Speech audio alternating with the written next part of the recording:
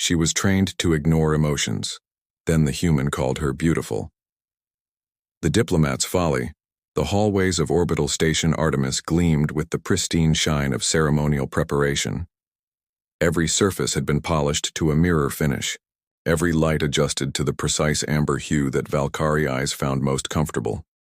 The station's maintenance crew had worked for 3 continuous cycles, ensuring not a single panel was out of place for the arrival of Ambassador Nivrin.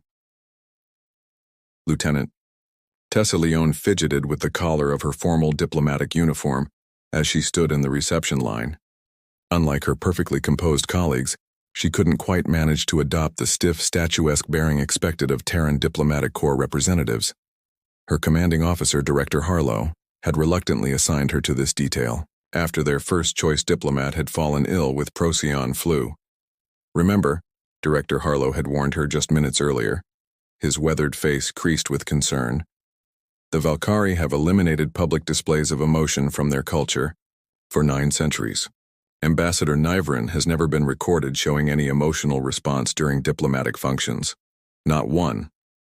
Tessa had nodded seriously, though inwardly she'd wondered what kind of life that would be, existing without the freedom to laugh, cry, or even smile. The Valkyrie were humanity's most important trading partners in the Orion Arm, but after 50 years of diplomatic relations, they remained essentially enigmatic. Protocol dictates 3.7 seconds of eye contact, a 30-degree bow, and the formal greeting, recited Commander Lin from beside her, her voice barely audible over the ambient hum of the station's atmosphere processors. Nothing more. Tessa opened her mouth to acknowledge when the doors at the far end of the reception hall slid open with a pneumatic hiss. The entire human delegation straightened imperceptibly. The Valkyrie procession moved into the hall with liquid grace. Their steps made no sound against the polished floor, creating the unsettling impression that they were floating rather than walking. Service drones hovered at precise distances behind the delegation, their sensors blinking in harmonic patterns. Ambassador Nivrin led the entourage, immediately distinguishable by the ceremonial silver mantle that draped across shoulders that were slightly broader than those of the other Valkyrie. Tessa had studied images, of course, but they didn't capture the ambassador's actual presence. Standing nearly 7 feet tall, Nivrin had the characteristic Valkyrie features: iridescent blue skin that seemed to shift hues with each movement, eyes the color of polished onyx, and tendrils of silver hair that moved slightly even in still air, as though responding to invisible currents.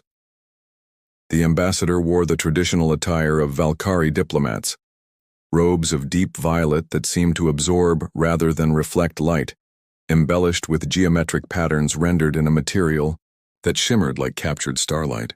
Nivrin's face was the perfect Valkyrie ideal, completely unnaturally serene as though carved from living stone.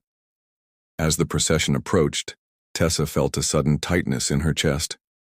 She'd prepared extensively for this moment, reviewing cultural protocols late into the night cycle, but theory and practice were vastly different beasts. The Valkyrie delegation moved down the line, each human representative performing the precise bow and utterance of Tethka Vren, the formal Valkyrie greeting that roughly translated to, "May our thoughts align."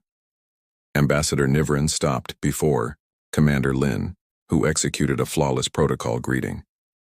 The ambassador acknowledged with the slightest incline of the head before moving to stand directly in front of Tessa. Time seemed to slow. Tessa initiated the required eye contact, but something unexpected happened as she met those obsidian eyes.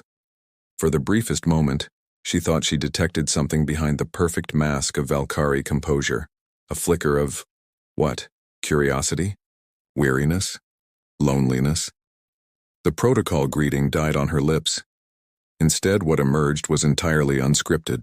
"Your presence honors us with its radiance," Tessa said softly, the words flowing from some intuitive place she hadn't known existed within her. The reception hall went utterly silent. Even the ambient hum of the station's systems seemed to fade. Director Harlow made a strangled sound beside her.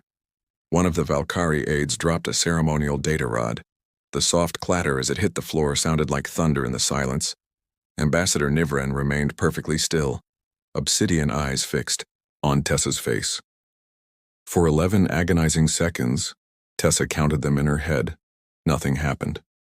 Then, almost imperceptibly, the ridge above the ambassador's right eye, the Valkyrie equivalent of an eyebrow, lifted approximately 3 millimeters. The movement was so slight that Tessa might have imagined it, except that the reaction among the Valkyrie delegation was immediate and unmistakable. The aides exchanged glances, an unprecedented breach of their own protocol. One of them leaned toward another and whispered something, silver tendrils quivering in what might have been agitation. Ambassador Nivrin's voice, when it finally came, was melodic yet restrained, with the characteristic harmonic undertones of Valkyrie speech. "Your perception is noteworthy, Lieutenant Leone." Tessa blinked in surprise. She hadn't been introduced by name. The ambassador continued down the reception line as though nothing unusual had occurred, but the damage, or whatever it was, had been done. The air in the reception hall had changed, charged with an indefinable tension. 20 minutes later, Tessa stood rigid before Director Harlow's desk, trying not to wince as he paced the small confines of his office. "Do you understand what you've done?" he asked, his voice carefully controlled. "In 50 years of diplomatic relations, no Valkyrie diplomat has ever broken protocol during a formal reception. Not once. Sir, with respect, I don't think I understand." "What happened?" Tessa ventured. "I spoke without thinking." "That much is blindingly obvious, Lieutenant," Harlow interrupted. "What's less obvious is why Ambassador Nivrin responded to you. The raised ocular ridge is an ancient Valkyrie expression of admiration. It hasn't been used in formal settings for centuries." Tessa felt her face flush. "I didn't know." "Of course, you didn't," Harlow sighed, collapsing into his chair. "What's more concerning is that the ambassador knew your name without introduction. The Valkyrie delegation requested your personnel file 30 minutes after departure from their vessel. Before setting foot on this station, they had studied you specifically." A chill ran down Tessa's spine. "Why would they?" "That's the question keeping our analysts awake," Harlow said grimly. "And now this protocol breach." The door chimed. Commander Lin entered without waiting for acknowledgement, her usually composed features tight with what looked remarkably like suppressed excitement. "Director," she said crisply, "the Valkyrie delegation has made a request. Ambassador Nivrin has specifically requested Lieutenant Leone as primary liaison for the duration of their stay." Harlow's eyes widened. "That's unprecedented," Lentino finished. "Yes, sir." Tessa felt suddenly lightheaded. "There must be some mistake. I'm not qualified." "Apparently the ambassador disagrees," Lin said, studying Tessa with new interest. "The request was quite specific. The exact wording was, 'The human who speaks truth rather than protocol.'" Harlow rubbed his temples. "Do we have any grounds to refuse?" "None that wouldn't create a diplomatic incident," Lin replied. "And sir, there's more. Ambassador Nivrin has requested a private meeting with Lieutenant Leone. Tonight." The silence that fell was profound. Finally, Director Harlow looked at Tessa with an expression that mingled resignation and intrigue. "It seems, Lieutenant Leone, that you've accomplished with one improper greeting what our diplomatic corps hasn't managed in 5 decades. You've genuinely intrigued a Valkyrie diplomat." He straightened, decision made. "You're relieved of your regular duties effective immediately. You'll report to Diplomatic Suite Alpha at 2,000 hours for your meeting with the ambassador." "What exactly am I supposed to do?" Tessa asked, feeling adrift. Director Harlow's expression softened marginally. "Whatever you did in that reception hall, do it again. But Leone," he added, his voice dropping, "remember that the Valkyrie eliminated emotions from their culture for a reason. Their history before that decision was violent beyond imagining. Tread carefully." As Tessa left the office, her mind raced. Something about her unscripted words had breached the perfect composure of a being, trained from birth to suppress all emotional response. She couldn't decide if that was a diplomatic disaster or a breakthrough. The station's artificial day cycle was transitioning to evening as she made her way to her quarters to prepare. Through the viewports, she could see the massive Valkyrie diplomatic vessel in stationary orbit, its crystalline structure catching the light of the nearby star. It seemed to pulse gently, almost like a heartbeat. A heartbeat that, according to everything she'd been taught, the Valkyrie had trained themselves not to feel. Resonance beyond protocol. Tessa arrived at Diplomatic Suite Alpha 15 minutes early, her heart hammering against her ribs. She'd changed into her formal evening diplomatic attire, a tailored midnight blue uniform with silver accents that represented Earth's place among the stars. The suite's entrance was flanked by 2 Valkyrie guards, their posture so perfect they might have been sculptures, rather than living beings. Lieutenant Leone, one of them acknowledged, the Valkyrie vocal, harmonics making even this simple identification sound musical. Ambassador Nivran awaits. The doors parted silently, revealing a space transformed. The standard diplomatic suite had been reconfigured to mimic a Valkyrie reception chamber. The lighting had been dimmed to a soft violet glow, and a thin mist hovered several inches above the floor, swirling gently around Tessa's ankles as she entered. The gravity felt slightly lighter. Adjusted to Valkyrie standards, she realized. Ambassador Nivran stood with back turned, looking out at the stars through the suite's panoramic viewport. Without the formal procession and ceremonial context, the ambassador appeared different, less a diplomatic cipher and more a sentient being contemplating the universe. You arrived before the appointed time, Nivran observed without turning. Curious. Most humans I have encountered abide precisely by scheduled times, neither early nor late. Tessa hesitated, uncertain whether to follow protocol or continue her apparently successful approach of honesty. She opted for the latter. I was nervous, she admitted. I didn't want to keep you waiting. Now Nivran did turn, those obsidian eyes fixing on her with unsettling intensity. Nervous. An emotional state. You acknowledge it freely? Yes, Tessa said simply.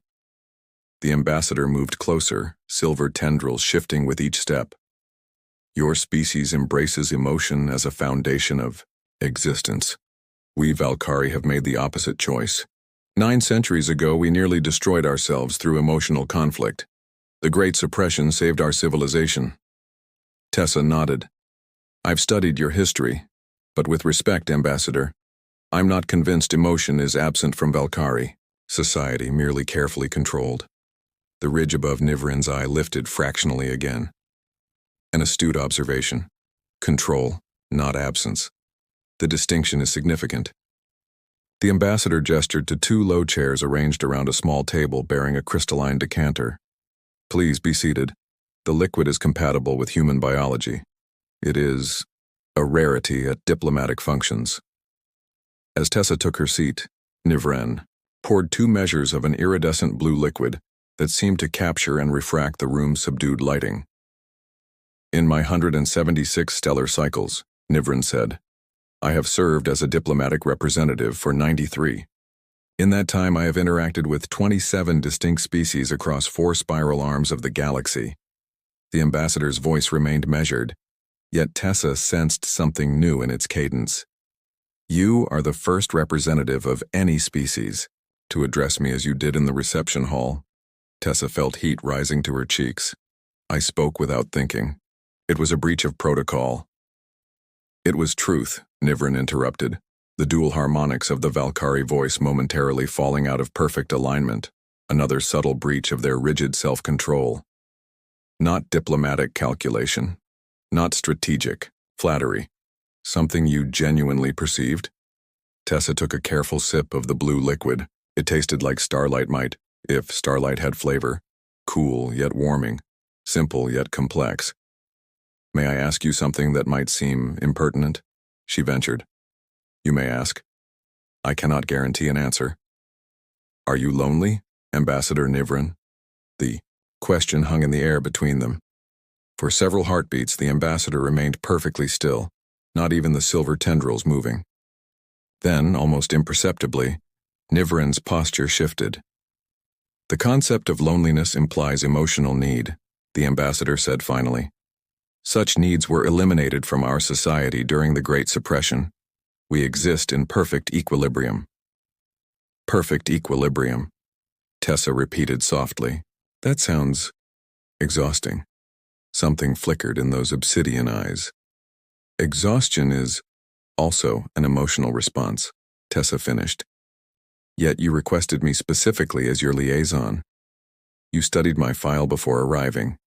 You're interested in someone who speaks truth rather than protocol. Why? Nivrin stood abruptly and moved back to the viewport. The Valkyrie High Council has become concerned. Our species has achieved perfect stability, yet we have begun to suspect this stability may ultimately lead to stagnation. For 9 centuries we have remained essentially unchanged, while younger species like humanity have achieved remarkable advancement in mere decades. You're saying emotions drive innovation? Tessa asked, surprised by this philosophical turn.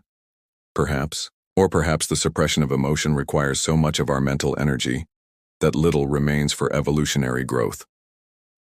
Nivrin turned back to face her. This diplomatic mission has a secondary objective unknown to your superiors. I was selected to evaluate whether limited reintegration of emotional expression might benefit our society. Tessa set down her glass carefully. And you believe I can help with this experiment? You were not part of the original calculation, Nivrin admitted. We had identified Commander Lin as our primary study subject. Her personnel file indicated the highest emotional intelligence ratings within your diplomatic corps. But then you spoke and I responded. The implications were staggering. You're saying that after centuries of perfect emotional control, you had an authentic emotional reaction to me? To your perception, Nivrin corrected.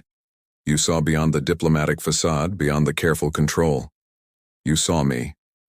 The weight of this revelation settled over Tessa. She was no longer simply a diplomatic liaison. She had become a test case for the potential evolution of an entire civilization. What happens now? She asked.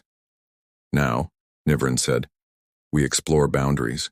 The trade negotiations will proceed as planned, but our interactions will serve a deeper purpose.